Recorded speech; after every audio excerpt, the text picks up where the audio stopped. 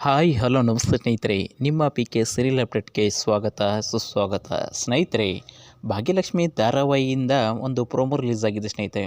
ಆ ಪ್ರೋಮೋದಲ್ಲಿ ಹೇಳಿರುವಂತೆ, ಈಗಾಗಲೇ ಭಾಗ್ಯಲಕ್ಷ್ಮಿ ಧಾರಾವಾಹಿಯಲ್ಲಿ ಭಾಗ್ಯ ಮತ್ತು ತಾಂಡವನ ನಡುವಿನ ಸಂಬಂಧದಲ್ಲಿ ಹಾಳಾಗಿದ್ದು, ಅದು ದಿನದಿಂದ ದಿನಕ್ಕೆ ಹೆಚ್ಚಾಗುವ ಎಲ್ಲ ಸಾಧ್ಯತೆಗಳು ಕೂಡ ಗೋಚರಿಸುತ್ತಿದೆ.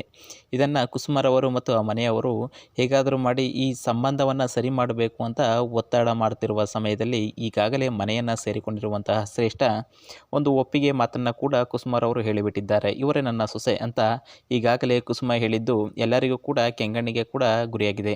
ಮತ್ತು ಇದೇ ಈ ವಿಚಾರದಲ್ಲಿ ಈಗಾಗಲೇ ಕುಸುಮ ಈ ಶ್ರೇಷ್ಠನಿಗೆ ಎಲ್ಲ ರೀತಿಯ ಮನೆ ಕೆಲಸಗಳನ್ನು ವಹಿಸುತ್ತಿದ್ದಾಳೆ. ಅಂದರೆ ಎಲ್ಲ ಮನೆ ಕೆಲಸಗಳನ್ನು ಮಾಡಿಸುತ್ತಿದ್ದಾಳೆ. ಇದರಿಂದ ಬೇಸತ್ತಿರುವಂತಹ ಶ್ರೇಷ್ಠ ಹೇಗಾದರೂ ಮಾಡಿ ಇದರಿಂದ ಪಾರಾಗಬೇಕು ಅಂತ ಕಾದು ಕೂತಿದ್ದಾಳೆ ಸ್ನೇಹಿತರೆ. ಇದೇ ವಿಚಾರದಲ್ಲಿ ಈಗಾಗಲೇ ಶ್ರೇಷ್ಠ ಕೂಡ ತಾಂಡವ್ಗೆ ಈ ವಿಚಾರವನ್ನು ಹೇಳಿ, ತಾಂಡವ್ ಮತ್ತು ಶ್ರೇಷ್ಠ ನಡುವೆ ಜಗಳ ಆಗಿ ಅವರ ಸಂಬಂಧದಲ್ಲಿ ಸ್ವಲ್ಪ ಮಟ್ಟಿಗೆ ಬಿರುಕುಂಟಾಗುವ ಎಲ್ಲ ಲಕ್ಷಣ ಕೂಡ ಗೋಚರಿಸುವ ಸಮಯದಲ್ಲೇ ಈಗಾಗಲೇ ಮನೆಯಲ್ಲೇ ನಡೆಯುವ ಒಂದು ದೇವತೆಯ ಪೂಜೆಗೆ ಈಗ ಎಲ್ಲರೂ ಕೂಡ ಸಜ್ಜಾಗಿದ್ದಾರೆ ಅಂತಲೇ ಹೇಳ್ಬೋದು.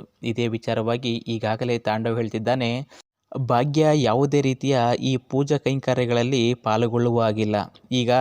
ಏಕೆಂದರೆ ಈಗ ನಮ್ಮ ಮನೆಯ ಸೊಸೆ ಶ್ರೇಷ್ಠ ಎಲ್ಲ ರೀತಿಯ ಪೂಜೆ ಎಲ್ಲವನ್ನು ನಿರ್ವಹಿಸುವ ಸಾಮರ್ಥ್ಯವನ್ನು ಹೊಂದಿದ್ದಾಳೆ. ಎಲ್ಲನೂ ಕೂಡ ಅವಳೇ ಕೂಡ ಭಾಗವಹಿಸುತ್ತಾಳೆ ಅಂತ ಮತ್ತು ಮಾಡ್ತಾಳೆ ಅಂತ ಹೇಳಿದ್ದಾರೆ.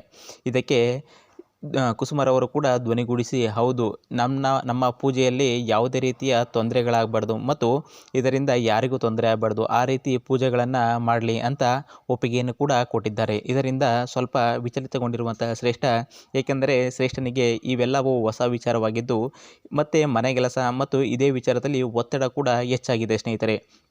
ಇದರಿಂದಾಗಿ ಪೂಜಾ ಕೈಂಕರ್ಯ ಕೆಲಸಗಳಲ್ಲಿ ಯಾವೆಲ್ಲ ರೀತಿಯ ಅಡೆತಡೆಗಳು ಬರ್ತವೆ ಎಂಬುದನ್ನು ಮುಂದಿನ ಸಂಚಿಕೆಯಲ್ಲಿ ನೋಡೋಣ ಸ್ನೇಹಿತರೆ. ಮತ್ತು ಇದೇ ವಿಚಾರವಾಗಿ ಈಗಾಗಲೇ ಶ್ರೇಷ್ಠನು ಕೂಡ ಆ ಮದುವೆಯ ವಿಚಾರದಲ್ಲಿ ಮತ್ತು ಆ ಅಡುಗೆಯ ವಿಚಾರದಲ್ಲಿ ಈಗಾಗಲೇ ಆ ಭಾಗ್ಯನಿಗೆ ಎಲ್ಲ ರೀತಿಯ ತಿಂಡಿ ತಿನಿಸುಗಳನ್ನು ಕುಳಿತುಕೊಳ್ಳುವ ರೀತಿ ಮತ್ತು ಅವಳಿಗೆ ಸಪ್ಲೈ ಮಾಡುವ ರೀತಿಯಲ್ಲಿ ಈಗಾಗಲೇ ಒಂದು ಪ್ರೋಮೋವನ್ನು ತೋರಿಸಿದ್ದಾರೆ ಸ್ನೇಹಿತರೆ. ಆ ಪ್ರೋಮೋದಲ್ಲಿ ರಾಜಾರೋಷವಾಗಿ ಈಗಾಗಲೇ ಕಾಲ ಮೇಲೆ ಕಾಲು ಹಾಕ್ಕೊಂಡು ಆ ತಿಂಡಿಯನ್ನು ಈಸಿಕೊಳ್ಳುತ್ತಿರುವ ರೀತಿ ಮತ್ತು ಭಾಗ್ಯ ಆ ಪೇಪರನ್ನು ಓದುತ್ತಿರುವ ರೀತಿ ಎಲ್ಲರಿಗೂ ಕೂಡ ಇಷ್ಟವಾಗಿದೆ ಸ್ನೇಹಿತರೆ.